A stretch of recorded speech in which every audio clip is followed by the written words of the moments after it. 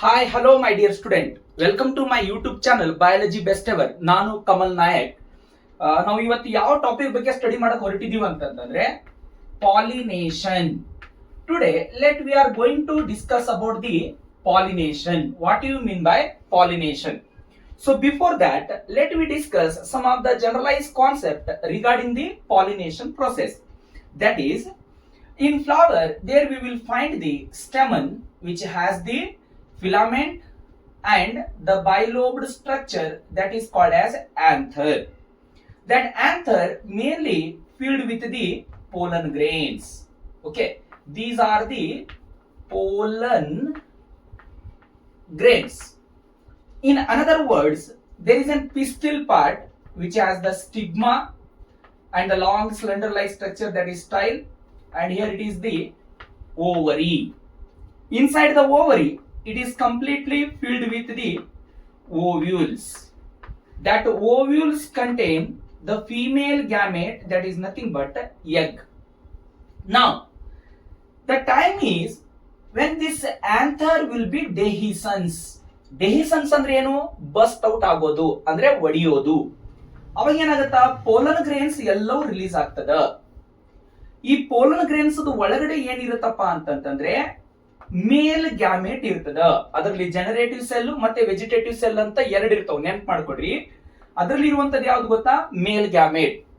ಈ human beings ಅಲ್ಲಿ ಯಾವ ರೀತಿ ಸ್ಪರ್ಮ್ ಇರ್ತದೋ, ಫಿಮೇಲ್ ಒಳಗಡೆ ಯಾವ ರೀತಿ ಓವಮ್ ಇರ್ತದೋ ಅದೇ ರೀತಿ ಇಲ್ಲಿ ಎಗ್ ಇರ್ತದ. ಇವಾಗ ಈ ಸ್ಪರ್ಮ್ ತರ ಇರುವಂತ ಪೋಲನ್ ಗ್ರೇನ್ಸ್ ಅಲ್ಲಿ ಇಲ್ಲಿ ಇರುವಂತ ಮೇಲ್ ಗ್ಯಾಮೆಟ್ ಈ ಓವಮಿಗೆ ಬಂದು ರೀಚ್ ಆಗ್ಬೇಕು, ಓವಮಿಗೆ ಬಂದು ಫ್ಯೂಸ್ ಆಗ್ಬೇಕು. ಯಾವ ರೀತಿ ಆಗ್ತದ? ಈ ಪೋಲನ್ ಗ್ರೇನ್ಸ್ ಗಳೇನಿದಾವಲ್ಲ ಈ ಸ್ಟಿಗ್ಮಾ ಮೇಲೆ ಬಂದು ಕೂಡ್ತವು. ಸ್ಟಿಗ್ಮಾ ಮೇಲೆ ಬಂದು ಕೂಡಿದಾಗ ಇದರಲ್ಲಿ ಪೋಲನ್ ಟ್ಯೂಬ್ ಫಾರ್ಮೇಶನ್ ಮಾಡಿ ಈ ಮೇಲ್ ಗ್ಯಾಮೆಟ್ಸ್ ಇಲ್ಲಿಗೆ ಬಂದು ಕೂಡ್ತದ. ಯಾಕಂತಂದ್ರೆ ಪೋಲನ್ ಗ್ರೇನ್ಸ್ ಮತ್ತೆ ಎಗ್ ಎರಡೂ ಏನಾಗಿರ್ತಾವ ಅಂತಂದ್ರೆ ಇಲ್ಲಿ ನಾನ್ ಮೋಟೈಲ್ ಆಗಿರ್ತದ. They can't move from one place to the another place. This is the concept. Next one, the stamen part that is the anther and the stigma part that is comes under the pistil, which is considered as a female reproductive organ. They are not placed close with each other. Anther ಮತ್ತೆ stigma part ಬಹಳ ದೂರ ದೂರ ಇರ್ತಾವ, ಸಮೀಪ ಇರಲ್ಲ. ಹಾಗಾದ್ರೆ ಈ pollination process ಅಂತಂದ್ರೆ ಏನು? Transfer of pollen grains from anther to the stigma part. Anther ದಿಂದ ಸ್ಟಿಗ್ಮಾ ಪಾರ್ಟಿಗೆ ಪೋಲನ್ ಗ್ರೇನ್ಸ್ ಟ್ರಾನ್ಸ್ಫರ್ ಆಗುತ್ತಲ್ಲ, ಆ ಪ್ರೊಸೆಸ್ಗೆ ಪಾಲಿನೇಷನ್ ಅಂತ ಕರಿತೀವಿ. ಹಾಗಾದ್ರೆ ಇಲ್ಲಿ ಒಂದು ಪೋಲನ್ ಗ್ರೇನ್ಸ್ ಇಲ್ಲಿಂದ ಇಲ್ಲಿಗೆ ಬರ್ಬೇಕಾದ್ರೆ, ಟ್ರಾನ್ಸ್ಫರ್ ಆಗ್ಬೇಕಾದ್ರೆ ಏನಾದ್ರೂ ಒಂದು ಕಾನ್ಸೆಪ್ಟ್ ಇರ್ಲೇಬೇಕಲ್ಲ. ಹೆಂಗ್ ಟ್ರಾನ್ಸ್ಫರ್ ಆಗ್ತದದು? ಅದು ಟ್ರಾನ್ಸ್ಫರ್ ಮಾಡ್ಲಿಕ್ಕೆ ಒಂದು ಯಾವ್ದಾದ್ರು ಒಂದು ಏಜೆಂಟ್ಸ್ ಬೇಕಲ್ಲ. ಟ್ರಾನ್ಸ್ಫರ್ ಮಾಡ್ಲಿಕ್ಕೆ ಬೇಕಾಗಿರುವಂತ ಏಜೆಂಟ್ಸ್ ಗಳನ್ನ ನಾವು ಏನಂತ ಕರಿತೀವಿ ಅಂತಂದ್ರೆ ಪಾಲಿನೇಟರ್ಸ್ ಅಂತ ಕರಿತೀವಿ, or else pollinating agent.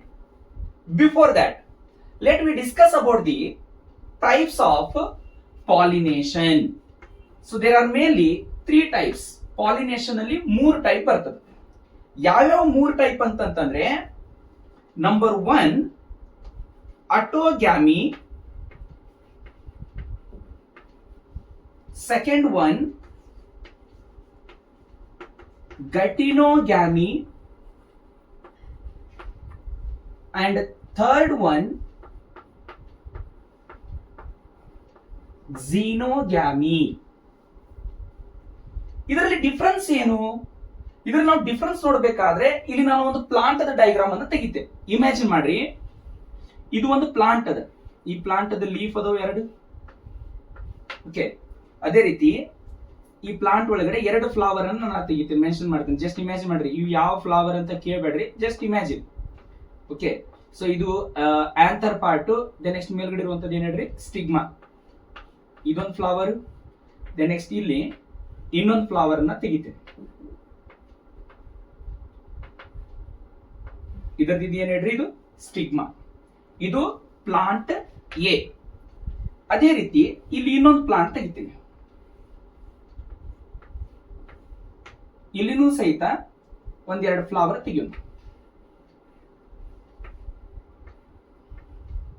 Next ಇದು ಸ್ಟಿಗ್ಮಾ, ಆಂಥರ್, ನೆಕ್ಸ್ಟ್ ಇದರದ್ದು ಸ್ಟಿಗ್ಮಾ. ಇದು ಪ್ಲಾಂಟ್ ಬಿ. ಇಲ್ಲಿ ಎರಡು ಪ್ಲಾಂಟ್ಗಳು ಅದಾವು. ಓಕೆ, ಕೆಲವೊಂದಿಷ್ಟು ಟೈಮ್ ಏನಾಗುತ್ತೆ ಅಂತಂದ್ರೆ ಈ ಒಂದು ಪ್ಲಾಂಟ್ ಒಳಗಡೆ ಈ ಫ್ಲವರ್ಸ್ ಅಲ್ಲಿ ಇರುವಂತ ಆಂಥರ್ ಪಾರ್ಟ್, ಇಲ್ಲಿರುವಂತ ಪೋಲನ್ ಗ್ರೇನ್ಸ್ ತನ್ನದೇ ಆಗಿರುವಂತ ಸ್ಟಿಗ್ಮಾ ಮೇಲೆ ಬಂದು ಕೂಡ್ತದ. ಅಂತಂದ್ರೆ the pollen grain transfer from anther to the stigma within the same flower that is the same plant. ಒಂದ ಪ್ಲಾಂಟ್ ಇರ್ತದ, ಒಂದ ಫ್ಲವರ್ ಇಲ್ಲಿ ಏನಾದ್ರು ಟ್ರಾನ್ಸ್ಫರ್ ಆಗಿತ್ತಂದ್ರೆ ಅದನ್ನ ಏನಂತ ಕರಿತೀವಿ? ಅಟೋಗ್ಯಾಮಿ ಅಂತ ಕರಿತೀವಿ. ಮೀನ್ಸ್ ದ ಸೆಲ್ಫ್ ಪಾಲಿನೇಷನ್ ಅಂತ ಕರಿತೀವಿ. ಅದನ್ನ ಬಿಟ್ಟು ಇದು ಒಂದೇ ಪ್ಲಾಂಟ್, ಎರಡು ಫ್ಲವರ್ಸ್ ನೋಡ್ರಿ, ಈ ಫ್ಲವರ್ಸ್ ಅದು ಪೋಲನ್ ಗ್ರೈನ್ಸ್ ಏನಾದ್ರೂ ಟ್ರಾನ್ಸ್ಮಿಟ್ ಆಗಿ ಅದೇ ಪ್ಲಾಂಟ್ ಅದು ಇನ್ನೊಂದು ಫ್ಲವರ್ ಮೇಲೆ ಹೋಗಿ ಬಿತ್ತಂತಂದ್ರೆ ಇದನ್ನ ನಾವು ಏನಂತ ಕರಿತೀವಿ ಅಂತಂದ್ರೆ ಗೈಟಿನೋಗ್ಯಾಮಿ ಅಂತ ಕರಿತೀವಿ. ನೆಕ್ಸ್ಟ್ ಇನ್ನೊಂದು ಕೇಸಲ್ಲಿ ಏನಾಗ್ಬಹುದು ನೋಡ್ರಿ, ಈ ಪೋಲನ್ ಗ್ರೇನ್ಸ್ ಇಲ್ಲಿ ಬಿತ್ತಂದ್ರೆ ಗೈಟಿನೋಗ್ಯಾಮಿ. ಬೈ ಚಾನ್ಸ್ ಈ ಪೋಲನ್ ಗ್ರೇನ್ಸ್ ಏನಾದ್ರೂ ಇನ್ನೊಂದು ಪ್ಲಾಂಟ್ ಅದು ಫ್ಲವರ್ಸ್ ಅಲ್ಲಿ ಬಂದು ಬಿತ್ತಂತಂದ್ರೆ ಇದನ್ನ ಏನಂತ ಕರಿತೀವಿ? ಝೀನೋಗ್ಯಾಮಿ. ಡೆಫಿನಿಷನ್ ಯಾವ ರೀತಿ ಐಡೆಂಟಿಫೈ ಮಾಡ್ತೀರಿ? Pollen grain transmit from anther to the stigma of the same flower within the same plant, that is autogamy. Transfer of pollen grains from anther to the stigma of the different flower but the same plant, that is geitonogamy. Transfer of pollen grains from anther to the stigma of the different flower of the different plant, that is the xenogamy. In autogamy what happens? The flowers they lie close to each other. ಈ ಅಟೋಗ್ಯಾಮಿ ಒಳಗಡೆ ಇದರದೇ pollen grains ಇದ್ರ ಮೇಲೆ ಬಂದು ಬೀಳಬೇಕಾದ್ರೆ anther ಮತ್ತೆ stigma ಏನಾಗಿರ್ಬೇಕು ಹೇಳ್ರಿ? ಬಹಳ closely ಅಂತಂದ್ರೆ ಬಹಳ ಸಮೀಪ ಪ್ರೆಸೆಂಟ್ ಇರಬೇಕು. ಅಂದಾಗ ಮಾತ್ರ ಇದು ಏನಾಗುತ್ತೆ ಅಂತಂದ್ರೆ ಅಟೋಗ್ಯಾಮಿ ಪ್ರೊಸೆಸ್ ಫಾರ್ಮೇಶನ್ ಆಗ್ತದ. ಈ ಅಟೋಗ್ಯಾಮಿಯನ್ನು ಫಾರ್ಮೇಶನ್ ಮಾಡುವಂತ ಫ್ಲವರ್ಸ್ ಗಳು ಎರಡು ರೀತಿ ಪ್ರೆಸೆಂಟ್ ಇರ್ತಾವ. ಯಾವ್ದು ಅಂತಂದ್ರೆ ಒಂದು chasmogamous flower and another one is cleistogamous flower. ಇದರಲ್ಲಿ ಡಿಫರೆನ್ಸ್ ಏನು? ಕ್ಯಾಸ್ಮೋಗ್ಯಾಮಸ್ ಫ್ಲವರ್ ಅಲ್ಲಿ ಏನಾಗತ್ತಂತಂದ್ರೆ anther and stigma they are exposed to the nature. ಅಂತಂದ್ರೆ ಎನ್ವಿರಾನ್ಮೆಂಟ್ ಗೆ ಎಕ್ಸ್ಪೋಸ್ ಆಗಿರ್ತದ, ಹೊರಗಡೆನೆ ಚಾಚಿರ್ತದ. ಈ ಫಾರ್ ಎಕ್ಸಾಂಪಲ್ ಹಿಬಿಸ್ಕಸ್ ಫ್ಲವರ್ ಅಲ್ಲಿ ಇರ್ತಾವ ನೋಡ್ರಿ, ಆಂಥರ್ ಮತ್ತೆ ಸ್ಟಿಗ್ಮಾ ಹೊರಗಡೆನೆ ಇರ್ತದ. ಕ್ಲೈಸ್ಟೋಗ್ಯಾಮಸ್ ಫ್ಲವರ್ ಅಲ್ಲಿ ಏನಾಗುತ್ತೆ ಅಂತಂದ್ರೆ anther and stigma they are closed within the petals or else they are live with each other. ಈ ಫಾರ್ ಎಕ್ಸಾಂಪಲ್ ರೋಸ್ ಫ್ಲವರ್ ನಾವು ತಗೊಂಡಾಗ ಅದ್ರ ಮೇಲ್ಗಡೆ ಎಲ್ಲ ಪೆಟಲ್ಸ್ ಗಳು ಸರೌಂಡಿಂಗ್ ಆಗಿರ್ತವಿಲ್ಲ, ಆ ರೀತಿ ಇರುವಂತಹ ಫ್ಲವರ್ಸ್ ಗಳನ್ನ ನಾವು ಏನಂತ ಕರಿತೀವಿ? ಕ್ಲೈಸ್ಟೋಗ್ಯಾಮಸ್ ಫ್ಲವರ್ ಅಂತ ಕರಿತೀವಿ. ಈ ಕ್ಲೈಸ್ಟೋಗ್ಯಾಮಸ್ ಫ್ಲವರ್ ಅನ್ನ ನಾವು ಕ್ಲೋಸ್ಡ್ ಫ್ಲವರ್ಸ್ ಅಂತಾನೂ ಕೂಡ ಕರಿಬಹುದು. ಕ್ಯಾಸ್ಮೋಗ್ಯಾಮಸ್ ಫ್ಲವರ್ಸ್ ಅನ್ನ ನಾವು ಓಪನ್ ಟೈಪ್ ಆಫ್ ಫ್ಲವರ್ಸ್ ಅಂತಾನೂ ಕೂಡ ಕರಿಬಹುದು. ಈ ಮ್ಯಾಕ್ಸಿಮಮ್ ಅಟೋಗ್ಯಾಮಿ ನಡೆಯುವಂತದ್ದು ಕ್ಲೈಸ್ಟೋಗ್ಯಾಮಸ್ ಫ್ಲವರ್. ಇಮ್ಯಾಜಿನ್ ಮಾಡ್ರಿ, ಇದು ಒಂದೇ ಪ್ಲಾಂಟ್, ಒಂದೇ ಫ್ಲವರ್, ಅದರದೇ ಪೋಲನ್ ಗ್ರೇನ್ಸ್ ಅದರ ಮೇಲೆನೆ ಹೋಗಿ ಬೀಳ್ತಾ ಇತ್ತಂತಂದ್ರೆ ಇಲ್ಲಿ ಡೆವಲಪ್ಮೆಂಟ್ ಆಗುವಂತ ಫ್ರೂಟ್ ಚೆನ್ನಾಗಿ ಡೆವಲಪ್ಮೆಂಟ್ ಆಗಂಗಿಲ್ಲ. ಯಾಕಂದ್ರೆ ಜೀನ್ಸ್ ಗಳು ಒಂದರ ಮೇಲೆ ಒಂದು ಬೀಳಲಿಕ್ಕೆ ಸ್ಟಾರ್ಟ್ ಮಾಡ್ತದ. ಈಗ ರಿಲೇಶನ್ಶಿಪ್ ದಾಗ ಮದ್ವಿ ಆದ್ರೆ ಯಾವ ರೀತಿ ಮಕ್ಕಳು ಚೆನ್ನಾಗಿ ಹುಟ್ಟಂಗಿಲ್ಲ ಅಂತ ಹೇಳ್ತಾರೋ, ಅದೇ ರೀತಿ ಇಲ್ಲಿ ಜೀನ್ಸ್ ಗಳು ಏನಾಗಂಗಿಲ್ಲ ಅಂತಂದ್ರೆ ಡಿಫ್ರೆನ್ಸಿಯೇಷನ್ ಅನ್ನ ಕಾಣಂಗಿಲ್ಲ. ನೀವು ಕೇಳಬಹುದು ಮತ್ತೆ ಗೈಟಿನೋಗ್ಯಾಮಿಯಲ್ಲಿ ಹೆಂಗ್ರಿ ಸರ? ಗೈಟಿನೋಗ್ಯಾಮಿಯಲ್ಲಿನೂ ಸಹಿತ ನೋಡ್ಲಿ, ಸೊ ಇದು ನೋಡ್ಲಿಕ್ಕೆ ಕ್ರಾಸ್ ಪಾಲಿನೇಷನ್ ಅನಿಸ್ತದ, but they are genetically autogamy. Means different flower ಇದ್ರೆ ಏನಾಯ್ತ್ರಿ, ಒಂದ ಪ್ಲಾಂಟ್ ಐತಿಲ್ಲ. ಸೊ ಹಾಗಾಗಿ ಜೀನ್ಸ್ ಗಳು ಒಂದೇ ಇರ್ತದ. ಒಂದು ಗಿಡ ಇರುತ್ತಂದ್ರೆ ಆ ಗಿಡದಲ್ಲಿ ಎಲ್ಲಾ ಫ್ಲವರ್ಸ್ ಎಲ್ಲಾ ಫ್ರೂಟ್ಸ್ ಒಂದೇ ತರ ಇರ್ತದ. ಅದರದ ಟೇಸ್ಟ್ ಆಗಿರ್ಬೋದು, ಸೈಜ್ ಅಲ್ಲಿ ವೇರಿಯೇಷನ್ ಇರಬಹುದು, ಬಟ್ ಅದರ ಟೇಸ್ಟ್ ಮತ್ತೆ ಅದರಲ್ಲಿರುವಂತ ಜೆನೆಟಿಕ್ ಕಾನ್ಸೆಪ್ಟ್ ಸಿಮಿಲರ್ ಇರ್ತಾವು. ಸೊ ಹಾಗಾಗಿ ಈ ಅಟೋಗ್ಯಾಮಿ ಮತ್ತೆ ಗೈಟಿನೋಗ್ಯಾಮಿ ಏನದವಲ್ಲ, ಇವು ಎರಡೂ ಏನ್ ಮಾಡ್ತಾವ ಅಂತಂದ್ರೆ ಸೆಲ್ಫ್ ಪಾಲಿನೇಷನ್ ಅಲ್ಲಿ ಇನ್ವಾಲ್ವ್ಮೆಂಟ್ ಆಗಿ ಸಿಮಿಲರ್ ಜೀನ್ಸ್ ಗಳನ್ನ ಹೊಂದಿರ್ತದ, ಅದರಿಂದ ಫಾರ್ಮೇಶನ್ ಆಗುವಂತ ಫ್ರೂಟ್ಸ್ ಗಳಲ್ಲಿ. ಬಟ್ ಈ ಝೀನೋಗ್ಯಾಮಿ ಅಂತ ಏನ್ ಕರಿತೀವಲ್ಲ, that brings the different kinds of genes. ಈಗ ಕೇಳ್ಬೋದು ಮತ್ತೆ ಸರ ಈಗ ಒಂದು ಹೊಲದಾಗ ನಾವು ಗೊಂಜಾಳ ಬಿತ್ತಿರ್ತೀವಿ ಮತ್ತೆ ಟೊಮೆಟೊ ಹಾಕಿರ್ತೀವಿ, ಚೌಳಿಕಾಯಿ ಹಾಕಿರ್ತೀವಿ, ಬದ್ನಿಕಾಯಿ ಹಾಕಿರ್ತೀವಿ ಅಂತ ತಿಳ್ಕೊರಿ. ನೀವು ಬದ್ನಿಕಾಯಿ ಪೋಲನ್ ಗ್ರೇನ್ಸ್ ಹೋಗಿ ಟೊಮೆಟೊ ಮೇಲೆ, ಟೊಮೆಟೊ ಪೋಲನ್ ಗ್ರೇನ್ಸ್ ಹೋಗಿ ಮೆಣಸಿನಕಾಯಿ ಮೇಲೆ, ಮೆಣಸಿನಕಾಯಿ ಪೋಲನ್ ಗ್ರೇನ್ಸ್ ಹೋಗಿ ಚೌಳಿಕಾಯಿ ಮೇಲೆ ಬೀಳಲ್ಲ. ಸೇಮ್ ಸ್ಪೀಸೀಸ್ ಇರ್ಬೇಕು ಅವು. ಈಗ ಮ್ಯಾಂಗೋ ಪ್ಲಾಂಟ್ ಪ್ರೊಡ್ಯೂಸ್ ಆಗುವಂತ ಪೋಲನ್ ಗ್ರೇನ್ಸ್ ಮ್ಯಾಂಗೋ ಇನ್ನೊಂದು ಮ್ಯಾಂಗೋ ಪ್ಲಾಂಟ್ ಮೇಲೆ ಹೋಗ್ಬೇಕು. ಅದನ್ನ ಬಿಟ್ಟು ಬೇವಿನ ಗಿಡದ ಮೇಲೆ ಹೋಗಂಗಿಲ್ಲ. ಮತ್ತೆ ಬೇವಿನ ಗಿಡದ ಪೋಲನ್ ಗ್ರೇನ್ಸ್ ಹೋಗಿ ಆಲದ ಮರದ ಮೇಲೆ ಹೋಗಂಗಿಲ್ಲ. ನೆನಪಿಟ್ಕೊಳ್ರಿ, ಅವು ತಮ್ಮದೇ ಆದ ಸ್ಪೀಸೀಸ್ ಗಳನ್ನ ಐಡೆಂಟಿಫಿಕೇಶನ್ ಮಾಡಿ ಅದೇ ಪ್ಲಾಂಟ್ಸ್ ಗಳಲ್ಲಿ ಏನಾಗ್ತಾವ ಅಂತಂದ್ರೆ ಪೋಲನ್ ಗ್ರೇನ್ಸ್ ಟ್ರಾನ್ಸ್ಮಿಟ್ ಆಗ್ತದ. Next shall we move the next concept. ಏನು ಕ್ಯಾಸ್ಮೋಗ್ಯಾಮಸ್, ಕ್ಲೈಸ್ಟೋಗ್ಯಾಮಸ್ ಫ್ಲವರ್ಸ್ ಗೆ ಎಕ್ಸಾಂಪಲ್.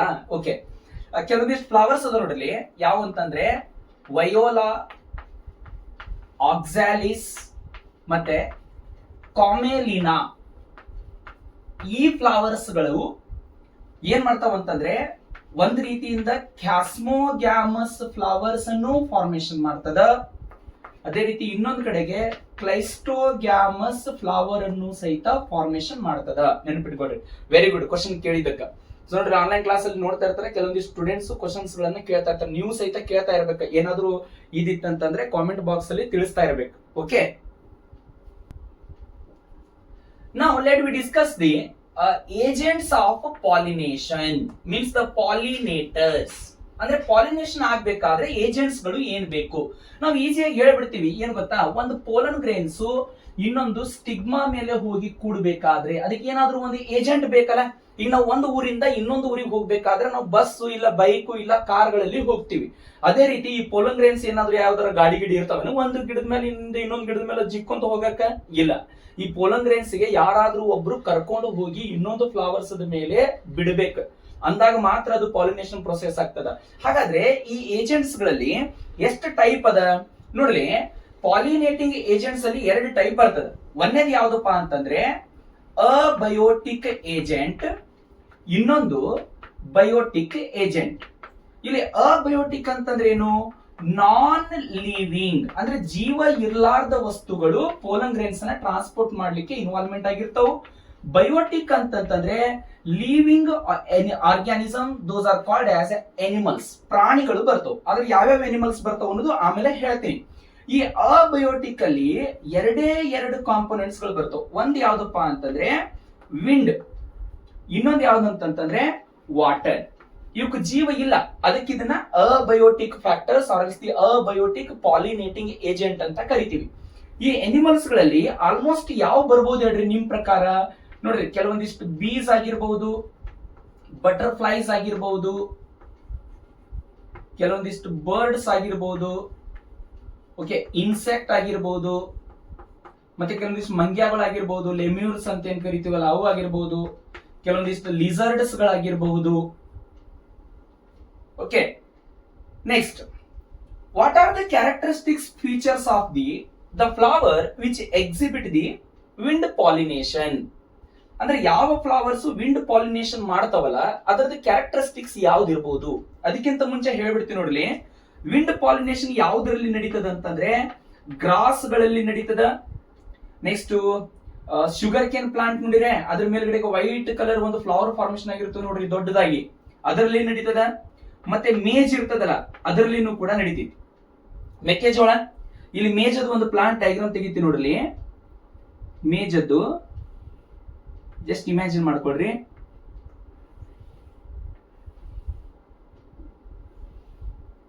ಓಕೆ, ಸೊ ಇಲ್ಲಿ ಏನಾಗಿರ್ತದೆ ಹೇಳ್ರಿ, ಗೊಂಜಾಳ ತೆನಿ ಇರ್ತದ, ಮೆಕ್ಕೆಜೋಳ ತೆನಿ ಇರ್ತದ. ಈ ಮೆಕ್ಕೆಜೋಳ ತೆನಿ ಏನಿರ್ತದಲ್ಲ ಈ ರೀತಿ ಒಂದು ಸಿಲ್ಕಿ ತರ ಫಾರ್ಮೇಶನ್ ಆಗಿರ್ತದ. ಮೇ ಬಿ ಯಾರು ನೋಡ್ರಿ ಕೇರ್ಫುಲ್ ಆಗಿ.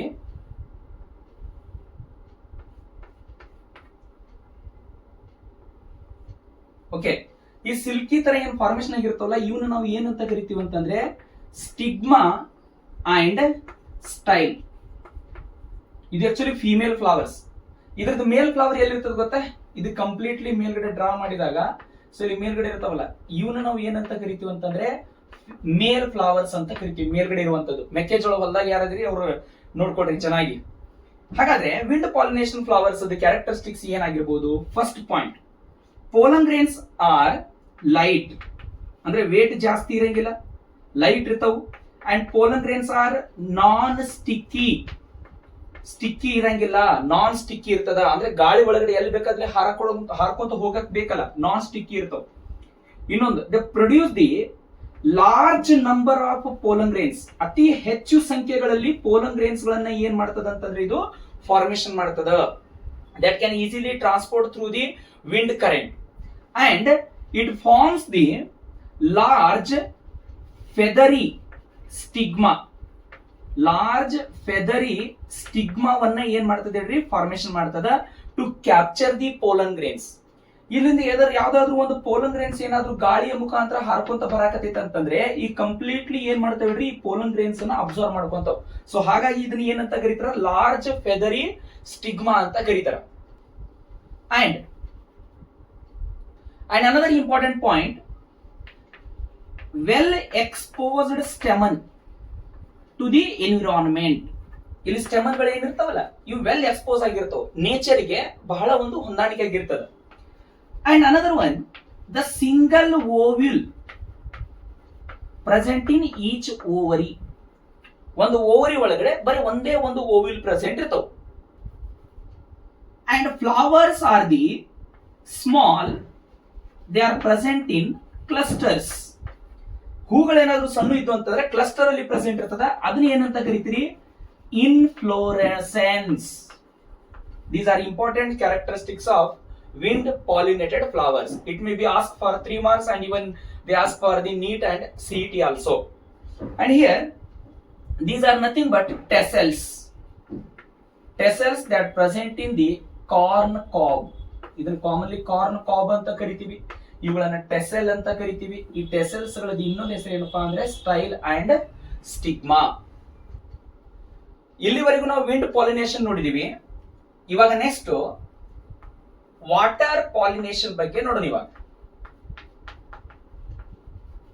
ಒಂದ್ ನೆನಪಿಟ್ಕೊಡ್ರಿ, ಯಾವ ಪ್ಲಾಂಟ್ ನೀರ್ ಒಳಗಡೆ ಇರ್ತಾವಲ್ಲ ಎಲ್ಲವೂ ವಾಟರ್ ಪಾಲಿನೇಷನ್ ಮಾಡಂಗಿಲ್ಲ. ಕೆಲವೊಂದಿಷ್ಟು ಪ್ಲಾಂಟ್ಸ್ ಗಳು ಮಾತ್ರ ವಾಟರ್ ಪಾಲಿನೇಷನ್ ಮಾಡ್ತಾವ. ಈಗ ಪ್ಲಾಂಟ್ ಕಿಂಗ್ಡಮ್ ಒಳಗಡೆ ಇರುವಂತ ಬ್ರಯೋಫೈಟ್ಸ್ ಆಗಿರ್ಬೋದು, ಟೆರಿಡೋಫೈಟ್ಸ್ ಆಗಿರ್ಬೋದು, ಅಲಿಗೆ ಆಗಿರ್ಬೋದು, ತಮ್ಮ ಗ್ಯಾಮೆಟ್ಸ್ ಗಳನ್ನ ನೀರಿನ ಮುಖಾಂತರ ಹರಿಬಿಟ್ಟು ಬಿಡ್ತಾವ. ಆ ನೀರು ಹರ್ಕೊಂತ ಹೋಗ್ಬೇಕಾದ್ರೆ ಎಲ್ಲಾದ್ರೂ ಮೇಲು ಮತ್ತೆ ಫೀಮೇಲ್ ಗ್ಯಾಮೆಟ್ಸ್ ಇರಬೇಕಾದ್ರೆ ಅಲ್ಲಿ ಫರ್ಟಿಲೈಸೇಷನ್ ಆಗಿ ಜೈಗೋಟ್ ಫಾರ್ಮೇಶನ್ ಆಗಿ ನ್ಯೂ ಆರ್ಗ್ಯಾನಿಸಮ್ಸ್ ಸೃಷ್ಟಿ ಆಗ್ತದೆ. ಬಟ್ ಆದ್ರೆ ಕೆಲವೊಂದಿಷ್ಟು ಪ್ಲಾಂಟ್ಸ್ ಗಳು ಏನಿದಾವಲ್ಲ, ಯಾವ್ಯಾವ ಪ್ಲಾಂಟ್ಸ್ ಆಗಿರ್ಬೋದು, ಸೊ ಇಲ್ಲಿ ಎಕ್ಸಾಂಪಲ್ ಹೇಳ್ಬೇಕಾದ್ರೆ ವ್ಯಾಲಿಸ್ನೇರಿಯಾ ಅಂಡ್ ಇನ್ನೊಂದು ಹೈಡ್ರಿಲಾ. ಸೊ ಇವು ಫ್ರೆಶ್ ವಾಟರ್ ಅಲ್ಲಿ ಪ್ರೆಸೆಂಟ್ ಇರುವಂತಹ ಪ್ಲಾಂಟ್ ವಾಟರ್ ಪಾಲಿನೇಷನ್ ಅನ್ನ ಮಾಡ್ತದ. ಅದೇ ರೀತಿ ಇನ್ನೊಂದು ಬರ್ತದ, ಸೀ ಗ್ರಾಸಸ್ ಅಂತ ಕರಿತೀವಿ. Sea grass that is nothing but Zostera that grow inside the marine. Marine form means they grow in oceans or else the seas. But apart from that, the another flower that is called as water lily, water hyacinth and lotus flower, they are present in water, but their pollination carried out by the insect. ನೋಡ್ರಿ, ಕಮಲದ ಹೂ ನೀರಿನಲ್ಲಿ grow ಆಗಿರ್ತದೆ, ಬೇರೆ ಬೇರೆ plants ಗಳು ನೀರಿನಲ್ಲಿ grow ಆಗಿರ್ತಾವ, ಅದ್ರ ಮೇಲ್ಗಡೆಗೆ ಇನ್ಸೆಕ್ಟ್ ಗಳು ಹಾರಾಡ್ತಿರ್ತಾವ. ಅಂದ್ರೆ ಅಲ್ಲಿ in pollination can be carried out by the insects, but in these plants only the water pollination carried out. Let us be going to discuss about the how water pollination carried out in the Vallisneria and how water pollination carried out in the Zoostera. What are the differences between these two plants? Here in one plant what happens, just imagine here there is a fresh water surface and here it is the depth of the water. ಇದು ನೀರಿನ surface, ಇದು ನೀರಿನ ತಳ. ಇದೇನಾಗಿರ್ತದೆ ಅಂದ್ರೆ ಒಂದು plant grow ಆಗಿರ್ತದೆ. ಅದು ಯಾವ ರೀತಿ ಇರ್ತದೆ ಗೊತ್ತಾ, ಅದರದ ಲೀಫ್ ಸೊ ಈ ರೀತಿ ಒಂಥರ ರಿಬ್ಬನ್ ಲೈಕ್ ಸ್ಟ್ರಕ್ಚರ್ಸ್ ಅಲ್ಲಿ ಫಾರ್ಮೇಶನ್ ಆಗಿರ್ತದೆ, ಈ ರೀತಿಯಾಗಿ. ಓಕೆ, ಇದ್ರದ್ದು ಮಧ್ಯದಲ್ಲಿ ಏನಾಗಿರ್ತದೆ ಅಂದ್ರೆ ಸ್ಟಿಗ್ಮಾ ಪಾರ್ಟ್ ಸ್ಟೈಲ್ ಮುಖಾಂತರ, this is nothing but style. That style has the long ribbon like structure and emerges their stigma on the water surface. So ಇದು ವಾಟರ್ ಸರ್ಫೇಸ್ ಅಲ್ಲಿ ತಮ್ಮ ಸ್ಟಿಗ್ಮಾ ಪಾರ್ಟ್ ಗಳನ್ನ ಏನ್ ಮಾಡಿರ್ತದೆ ಅಂದ್ರೆ ಹೊರಗಡೆಗೆ ಹಾಕಿರ್ತದ. In another side here, so there are the anther. There are the anther, they released to the water surface. Anthers ಗಳು ರಿಲೀಸ್ ಆಕ್ಕವ ಇಲ್ಲಿ, ಸಾರಿ ಆಂಥರ್ ಏನ್ ಮಾಡ್ತದ, ತನ್ನ ಒಳಗಡೆ ಇರುವಂತ ಪೋಲನ್ ಗ್ರೇನ್ಸ್ ನ ವಾಟರ್ ಸರ್ಫೇಸ್ ಮೇಲೆ ರಿಲೀಸ್ ಮಾಡ್ತದ. And due to the water current, the flow of water, these pollen grain transmit and fall on the stigma part. So this is the water pollination that is carried out in the Vallisneria. Their female flower form the long ribbon-like style that emerges their stigma on the water surface. To the water surface, male flowers can release their pollen grains. Due to the water current, they flow wherever they get the stigma. They can land on the stigma part to achieve the pollination. Land on the stigma to achieve the fertilization process. Okay, next come to the how the water pollination carried out in the Zostera. Let us see here, imagine this is the surface of ocean and here it is the depth of ocean. Here these plants, they do not form their stigma that reaches to the surface of water. ಇದರದ stigma part ಏನಾಗಿರ್ತದೆ ಅಂತಂದ್ರೆ they are immersed inside the water only. ಇದರದ್ದು stigma part ಏನಾಗಿರ್ತದೆ ಅಂದ್ರೆ they are immersed inside the water, ಅಂದ್ರೆ ನೀರಿನ ಒಳಗಡೆನೆ ಮುಳುಗಿರ್ತದೆ. ಇದರದ್ದು ಸ್ಟಿಗ್ಮಾ ನೀರಿನ ಸರ್ಫೇಸ್ ಮೇಲೆ ಬಂದಿತ್ತಂದ್ರೆ ಇದರದ್ದು ನೀರಿನ ಒಳಗಡೆನೆ ಮುಳುಗಿರ್ತದೆ. ಬಟ್ ಆದ್ರೆ ಇದರದ್ದು ಆಂಥರ್ ಪಾರ್ಟ್ ಏನಿರ್ತದಲ್ಲ, they forms the long ribbon like structure. ಇದರದ್ದು ಉಲ್ಟಾ ribbon like structure, long ribbon like structure, those are the anther. Inside the anther they are deposited with the pollen grains. Due to dehiscence, what happens, they release the pollen grains inside the water surface only, not the water surface. ಈ water surface ಅದು ಒಳಗಡೆ. So ಇಲ್ಲಿ ಒಳಗಡೆಗೆ pollen grains ಏನ್ ಮಾಡ್ತಾವ ಅಂತಂದ್ರೆ ನೀರಿನಲ್ಲಿನೇ ಹೋಗಿ ಈ ಸ್ಟಿಗ್ಮಾ ಪಾರ್ಟ್ ಮೇಲೆ ಅಟ್ಯಾಚ್ ಆಗಿ ಫರ್ಟಿಲೈಸೇಷನ್ ಪ್ರೊಸೆಸ್ ಗೆ ಹೆಲ್ಪ್ ಮಾಡ್ತದ. ಇದು ಜೋಸ್ಟೆರಾದಲ್ಲಿ ನಡೆಯುವಂತ ಪಾಲಿನೇಷನ್ ಪ್ರೊಸೆಸ್. ಇಲ್ಲಿ ನಮಗೊಂದು ಡೌಟ್ ಕ್ರಿಯೇಟ್ ಆಗಾಕತ್ತಿರ್ಬೇಕು ಅನ್ಸುತ್ತ. ನೀವು ನೋಡಾಕತ್ತೀರ ಅಂದ್ರೆ ತಲೆ ಒಳಗಡೆ ಡೌಟ್ ಬರ್ಬೇಕು, ಸ್ವಲ್ಪ ವಿಚಾರ ಮಾಡ್ಬೇಕು ನಾವು ಸಹಿತ. ಈ ಪೋಲನ್ ಗ್ರೇನ್ಸ್ ನೀರಿನ ಒಳಗಡೆ ಇರ್ತಾವ ಅಂತಂದ್ರೆ ನೀರಿನಲ್ಲಿ ಕೊಳೆಯಂಗಿಲ್ಲ, ನೀರಿನಲ್ಲಿ ಕೆಡಂಗಿಲ್ಲೇನು, ಮತ್ತೆ ನೀರಿನಲ್ಲಿ ಅದೇನು ಡ್ಯಾಮೇಜ್ ಆಗುವಂತ ಚಾನ್ಸಸ್ ಏನಾದ್ರೂ ಇರುತ್ತಾ?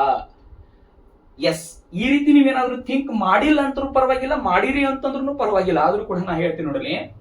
ಈ ಪೋಲನ್ ಗ್ರೇನ್ಸ್ ಏನಿರ್ತಾವಲ್ಲ, ವಾಟರ್ ಪಾಲಿನೇಷನ್ ಮಾಡುವಂತ ಪೋಲನ್ ಗ್ರೇನ್ಸ್ ಗೆ ಔಟರ್ ಸರ್ಫೇಸ್ ಅಲ್ಲಿ ಒಂದು ಕೋಟ್ ಇರ್ತದ. ಇದನ್ನ ಏನಂತ ಕರಿತೀವಿ ಅಂತಂದ್ರೆ mucilaginous coat. That mucilaginous coat prevent the pollen grains by wetting. Wetting ಅಂದ್ರೆ ಏನು? ತೊಯ್ಯೋದು. ಇದ್ರ ಒಳಗಡೆ ನೀರು ಹೋಗದ ಹಾಗೆ ಯಾವ್ದು ನೋಡ್ತದ? ಈ ಮ್ಯೂಸಿಲೇಜಿನಸ್ ಕೋಟ್ ನೋಡ್ತದ, ಮ್ಯೂಸಿಲೇಜಿನಸ್ ಕವರಿಂಗ್ ಲೇಯರ್ ನೋಡ್ತದ. ಅದು ನೀರಿನ ಒಳಗಡೆ ಎಲ್ಲಿ ಬೇಕಾದಲ್ಲೂ ಹರಿದಾಡಕತ್ರೂ ಸಹಿತ ಪೋಲನ್ ಗ್ರೇನ್ಸ್ ಗೆ ಯಾವುದೇ ರೀತಿ ಇಫೆಕ್ಟ್ ಆಗಲ್ಲ. Pollen grains as usual move ಆಗ್ತಾವ್. Pollen grains as usual pollination process ಅಲ್ಲಿ ಇನ್ವಾಲ್ವ್ಮೆಂಟ್ ಆಗ್ತದ. ನೆನಪಿಟ್ಕೊಳ್ರಿ, ಎರಡರ ತರದ್ದು difference plus example water pollination ಯಾವ್ದ್ರಲ್ಲಿ ನಡೀತದ. ನಿಮ್ಗೆ ನೀಟಲ್ಲಿ ಈ ಟೈಪ್ ಕೂಡ ಕ್ವಶನ್ ಕೇಳಬಹುದು. ಮರೈನ್ ಅಲ್ಲಿ ಇರುವಂತ ಪ್ಲಾಂಟ್ ಯಾವುದು? ಜೋಸ್ಟೆರಾ. ನೆನಪಿಟ್ಕೊಡ್ರಿ. ಫ್ರೆಶ್ ವಾಟರ್ ಪ್ಲಾಂಟ್ ಯಾವುದು? ಅಕ್ವಾಟಿಕ್ ಪಾಲಿನೇಷನ್ ಮಾಡುವಂತದ್ದು ವ್ಯಾಲಿಸ್ನೇರಿಯಾ ಮತ್ತೆ Hydrilla plant. Why the pollen grains prevented in water pollination due to the mucilaginous coat ಆಗಿರಬಹುದು.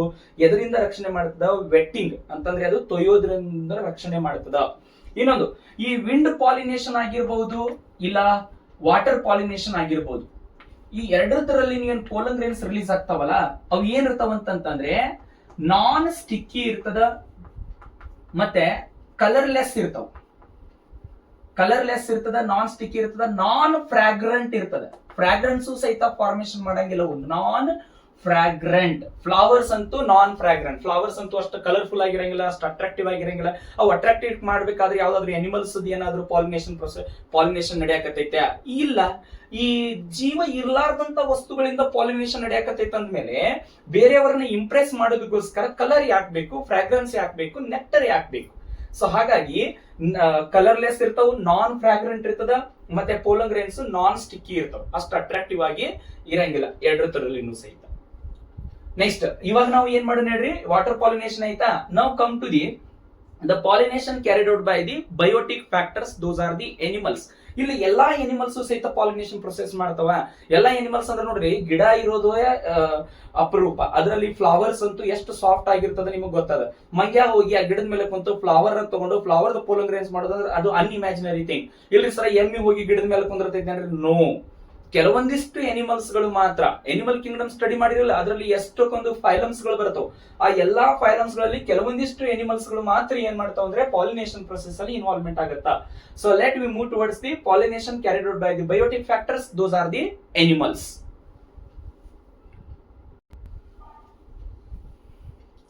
ಹಾಗಾದ್ರೆ ಎನಿಮಲ್ ಪಾಲಿನೇಷನ್ ಒಳಗಡೆ ಎಲ್ಲಾ ಎನಿಮಲ್ಸ್ ಸಹಿತ ಪಾಲಿನೇಷನ್ ಪ್ರೊಸೆಸ್ ಅಲ್ಲಿ ಇನ್ವಾಲ್ವ್ಮೆಂಟ್ ಆಗುತ್ತಾ? ಇಲ್ಲ, ಕೆಲವೊಂದಿಷ್ಟು ಸೆಲೆಕ್ಟೆಡ್ ಎನಿಮಲ್ಸ್ ಮಾತ್ರ ಪಾಲಿನೇಷನ್ ಪ್ರೊಸೆಸ್ ಅಲ್ಲಿ ಇನ್ವಾಲ್ವ್ಮೆಂಟ್ ಹಾಕೋ.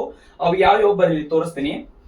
ಇಲ್ಲಿ ನೋಡ್ಲಿ, ಬೀಸ್ ಬರ್ತದ, butterflies, flies, beetles, wasp, ants, moths, birds, bats, some of the primates, lemurs, arboreal, rodents. Arboreal ಅಂತಂದ್ರೆ the animal which live on plants, ಅಂದ್ರೆ ಗಿಡಗಳಲ್ಲಿ ಪ್ರೆಸೆಂಟ್ ಇರುವಂತಹ ಪ್ರಾಣಿಗಳನ್ನ ನಾವು ಎರ್ಬೋರಿಯಲ್ ಪ್ಲಾಂಟ್ಸ್, ಎರ್ಬೋರಿಯಲ್ ಎನಿಮಲ್ಸ್ ಅಂತ ಕರಿತೀವಿ. And some reptiles, gecko lizard and garden lizard. Some selected plants only. And ಇಲ್ಲಿ birds ಒಳಗಡೆ ಎಲ್ಲಾ ಬರ್ಡ್ಸ್ ಅಲ್ಲ, some birds, those are sunbird and another one is hummingbird. ಈ ಎರಡು ಬರ್ಡ್ಗಳು ಪಾಲಿನೇಷನ್ ಪ್ರೊಸೆಸ್ ಅಲ್ಲಿ ಇನ್ವಾಲ್ವ್ಮೆಂಟ್ ಆಗುತ್ತಾ. ಸ್ಮಾಲರ್ ಏನ್ ಶೇಪ್, ಸ್ಮಾಲರ್ ಏನ್ ಸೈಜ್ ಇರ್ತಾವಲ್ಲ ಬರ್ಡ್ಸ್, ಅವು ಮಾತ್ರ ಪಾಲಿನೇಷನ್ ಅಲ್ಲಿ ಇನ್ವಾಲ್ವ್ಮೆಂಟ್ ಆಗುತ್ತೆ. ನಿಮಗೆ ಇನ್ನೊಂದು ಕ್ವಶನ್ ಕೇಳ್ತಾರ, out of these total animals which is the dominant character which involved in the pollination. Dominant animal ಯಾವುದು ಇದರಲ್ಲಿ? ಯಾವ್ದಂತಂದ್ರೆ ಇನ್ಸೆಕ್ಟ್ಸ್. ಅದನ್ನ ನಾವು ಬೀಸ್ ಅಂತ ಏನ್ ಕರಿತೀವಲ್ಲ, these bees or else which are comes under the group of insects, those are maximum involved in the pollination process. Please remember. And the maximum flowers they pollinated by the animals only, not the wind and not the water. In water and wind pollination, the few plants only carried out. The maximum plants carried out by the insect only. Next one, what are the characteristics of insect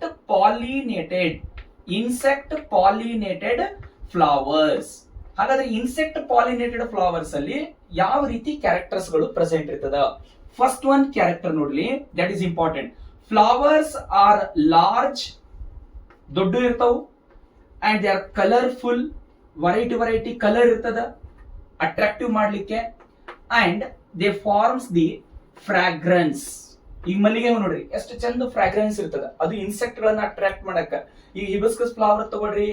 next ಏನಪ್ಪಾ ಅಂತಾರೆ, ಚೌಳಿಕಾಯಿ ಗಿಡದ ಮೇಲೆ ಇರುವಂತ flowers ನೋಡ್ರಿ, ಬದ್ನಿಕಾಯಿ ಗಿಡದ ಮೇಲೆ ಇರುವಂತ ಫ್ಲವರ್ಸ್ ನೋಡ್ರಿ, ಕುಂಬಳಕಾಯಿ ಫ್ಲವರ್ಸ್ ನೋಡ್ರಿ, ಸನ್ ಫ್ಲವರ್ ನೋಡ್ರಿ, ಎಷ್ಟು ಅಟ್ರಾಕ್ಟಿವ್ ಆಗಿರ್ತಾವ, ದೊಡ್ಡ ಇರ್ತಾವ, ಕಲರ್ಫುಲ್ ಆಗಿರ್ತದ. ಮತ್ತೆ ಇನ್ಸೆಕ್ಟ್ ಗಳನ್ನ ಅಟ್ರಾಕ್ಟ್ ಮಾಡ್ಲಿಕ್ಕೆ ಏನಾಗತ್ತಪ್ಪ ಅಂತಂದ್ರೆ ಅದು help ಮಾಡುತ್ತದ.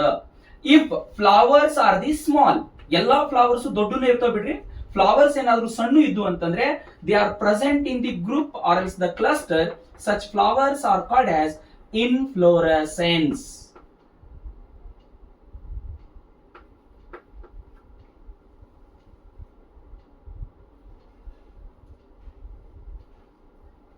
And most important, they have rich in nectar.